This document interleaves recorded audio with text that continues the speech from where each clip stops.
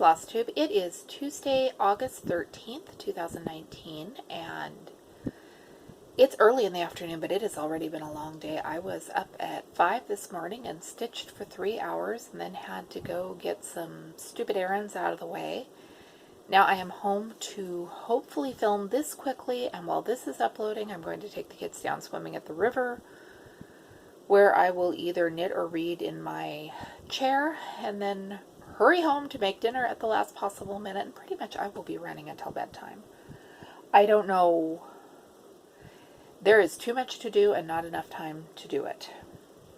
So, quick update while I am home and sitting still. I have been stitching on Welcome to Camp Crystal Lake. As much as I'm loving Arbitrary August, I really want to have this one done by summer's end, so I am doing an hour or so each day on this, and then if there is extra stitching time, I'm using the random number generator and having it tell me what to stitch. So, a couple of days ago when I was home and stitching, the first thing that it pulled up was Canner's Kitchen, and I know I told you it pulled up Canner's Kitchen in the last video. It pulled it up a second time, and I could sit and happily stitch on this baby until it's done. I love this thing. So I was delighted to pull that one up again. It also pulled up Southwest Mesa, which I was considerably less delighted about, because when I started this one for Mania, it wasn't fun. I want to stitch this one. This is actually, and I will insert a picture of the pattern here. Back in Christmas of 2000 or so, I was working nights in a call center. A lot of the ladies I worked with were doing needlework and cross stitch. And I had, for 7 years of working there, been reading. I have always been a bookworm. 7 years of not all those years were graveyard shifts, but I did a lot of years of graveyard shifts and reading through most of my shift. And there is a point where no matter how much you love to read, you might have read enough books. It takes thousands of books to get to that point, but I'm telling you, at least for me, that point exists. So I was watching my friend stitch, and I thought, gee, that looks really fun. And because my friend was doing needlepoint, I asked my husband for a needlepoint kit for Christmas. He went to the craft store. He picked a kit. He, for whatever reason, picked Counted Cross Stitch, and he picked this. And I did start at that Christmas morning. And I started in the center, and I did not know how to grid, and I did not know how to separate my floss effectively, and I didn't get very far before I made a horrible, horrible mess of it. That start is long gone, and all that is left of the original kit is the chart, so I have pulled up a conversion chart, and I am converting the dimensions floss to DMC, and I am going to stitch this thing, and I'm going to frame this thing, and it is going on my wall. You will rarely hear me say I'm going to frame this and it's going to go on my wall, but that is going to go on my wall. Other thing that the random generator had me work on, Beacon at Daybreak, and I like this. It is pretty. I just wasn't in the mood, so I did my hour and I am done. This morning I did my hour on Camp Crystal Lake and did my random number thing, and it gave me Southwest Mesa again. I was way happier to see Southwest Mesa the second time around. So yay that. And it also, the Owl Forest Emerald City Sal. Since I have been seeing people's finished sals with the Emerald City up at the top, I am way more motivated to work on this one. So I worked on that this morning, and that was fun. What I am doing is I will pick the numbers for a couple of projects, at like 3 projects at a time, and then I will decide what to work on based on that, and can do them in any order, and then once I get those 3 done, I will pick again, and it's working well. The only problem I have is this morning, 2 out of my 3 were the pair of lace socks I showed you in the last video, and I work on those every night during family time, so do I work on them at family time and count that towards Arbitrary August, or do I take that number off the list so they don't pop up? I don't know. Other thing that showed up, so this will be tomorrow morning stitching, is the Grand Resorts. I can handle an hour or so of back stitching letters. It's going to look sort of like that, except I'm changing the colors. And this Arbitrary August thing, I love it until it tells me to work on something I don't want to work on. And this morning it told me I got to do another hour of this, and I love this project, but I don't want to do it this week.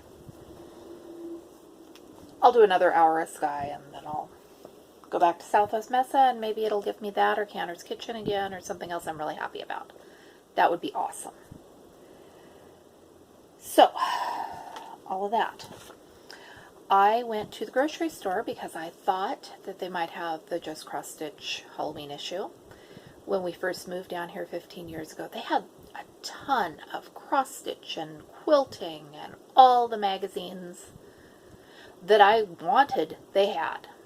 I haven't been for a while because I've been buying fewer and fewer magazines, and I was sure they'd have the Just Cross Stitch issue. It's where I always get the ornament issue and the Halloween issue. They have stripped their quilting magazine section way back and replaced it with marijuana magazines. I don't want to live in a world where the quilting magazines go away to make room for the marijuana magazines. But Joanne's had it. I have it.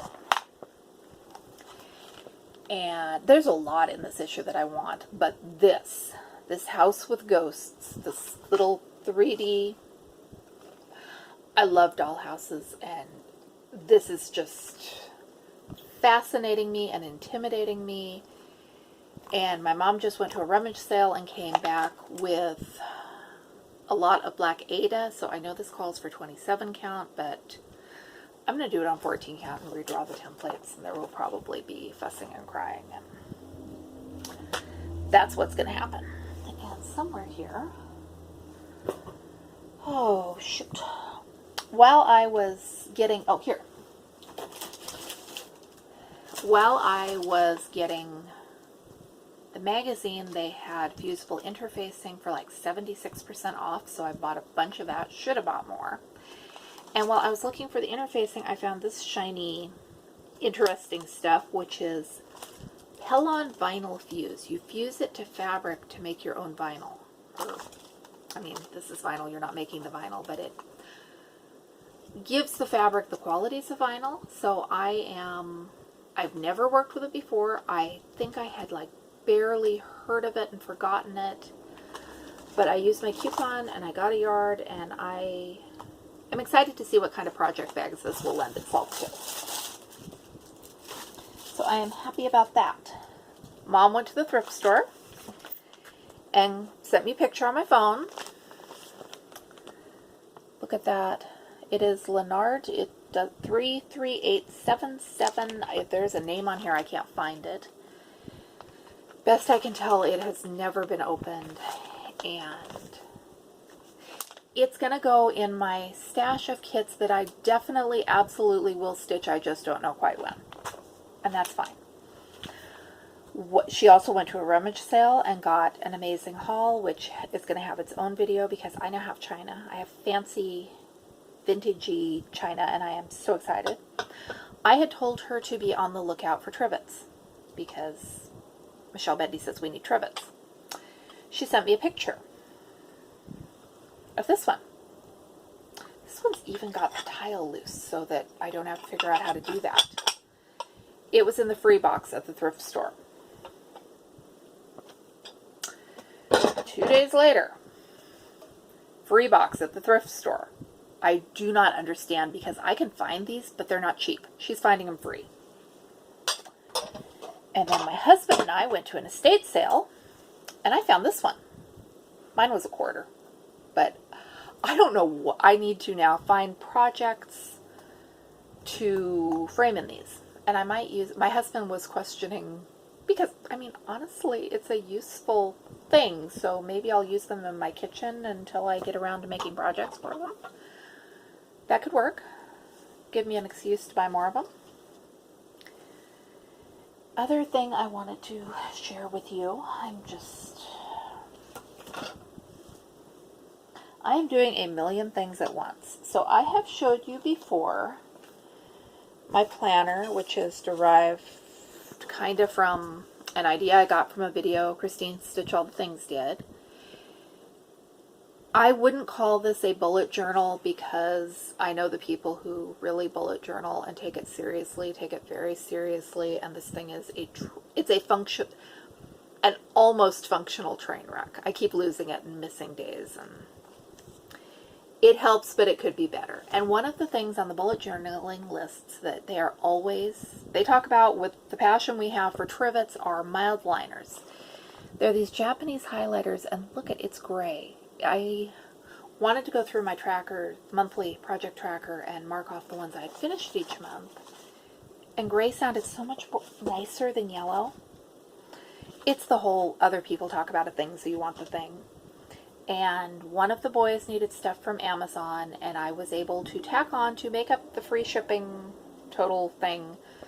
I got myself a gray mild liner, and I really like it. It's got a fine tip and a not fine tip.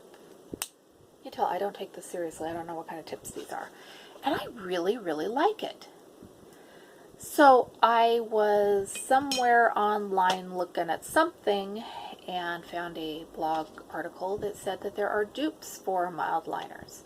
Do we have dupes in the cross-stitching world? I know my daughter, the beauty blogger, with her nail polish and everything, is really big into dupes. What I heard was that these Crayola Super Tips, these neutral colors down here, are dupes for the mild liners. So I spent a week or two trying to figure out what store has Super Tips, because you would think with back to school sales that would be really easy to find. And I wound up finding them by accident at Safeway one night. So the gray from the Crayola Super Tip is pretty similar to the gray from the mild liner. If you look on them in the notebook after the fact, you're not going to tell the difference, but these are cuter and they're easier to tuck in your purse. And I was writing with one of the dark blue ones. The Crayolas seem a little more likely to smear all over my hand, which since I'm left-handed is a thing. But on the other hand, this cost significant. This was $3.50 at Safeway. I think this was $3, something like that. It was too much for one pen, but you know how sometimes you want the pretty shiny thing, and I wanted the pretty shiny thing, and I honestly don't feel too guilty. There's a 5 or 6 pack at Walmart for $4.90. No, not $4.97. Some $5 or $6, something like that. And Target has the big pack with all the colors for $17. So I'm thinking maybe I will save up, if I can, the coupons for filling prescriptions at the pharmacy. And I don't know. It's a silly thing. I don't need them. I want them. And sometimes we can have special things for our projects. That's not always a bad thing.